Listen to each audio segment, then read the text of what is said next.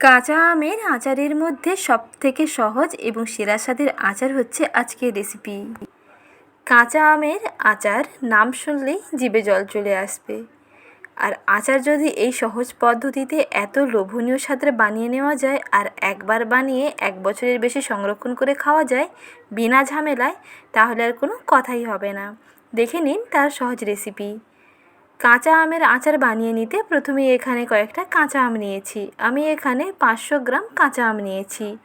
প্রথমে কাঁচা আমের মুখটা ভালো করে কেটে নিয়ে তারপরে খোসাটাকে একটু পাতলা করে কেটে নিচ্ছি। খোসা সহ আমের আচার বানানো যায়, আবার খোসা ছাড়িয়েও আমের আচার বানানো যায়।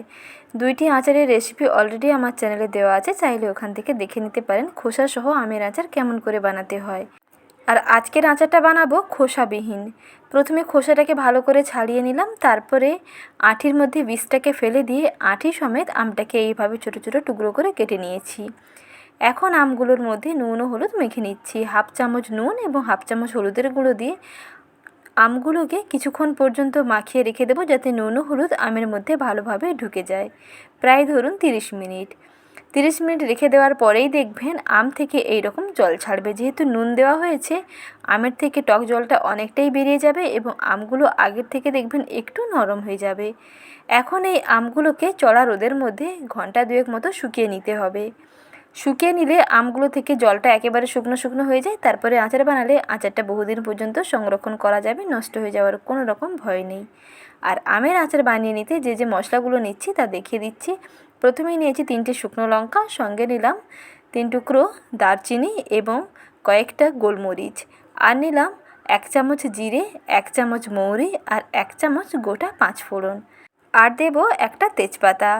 এই মশলাগুলোকে ড্রাই রোস্ট করে নিতে হবে। শুকনো কড়াইতে মিনিট 2-3 সময় নিয়ে একটু ভেজে নিলেই সুন্দর একটা ভাজা ভাজা গন্ধ আসবে। আর মশলার কালারটাও দেখবেন কিছুটা চেঞ্জ হয়ে যাবে। একেবারে কিন্তু লাল করে ভাজার দরকার নেই, মশলাটাকে এরকম ভাজতে হবে। ঠান্ডা করে নিয়ে তারপরে গুঁড়ো করতে হবে। আর ঠান্ডা করে নেওয়ার পরে দেখবেন একেবারে মচমচে হয়ে যাবে আর গুঁড়োটা বেশ ভালোভাবে হবে। এই রকম আচারের মশলা আধা ভাঙা করে গুঁড়ো করবেন। মশলার দিকে রেডি, এদিকে এখন আচারটা বানিয়ে নিচ্ছি।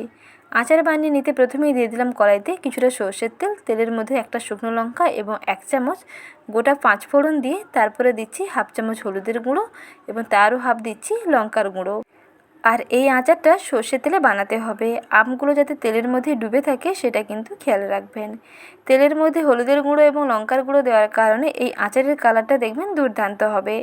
প্রথমে তেলের মধ্যে হলুদ গুঁড়ো লঙ্কার গুঁড়ো দিয়ে টুকরো করে নেওয়া শুকনো করে নেওয়া আমগুলোকে দিয়ে মিনিট 2-3 সময় একটু ভেজে নিচ্ছি।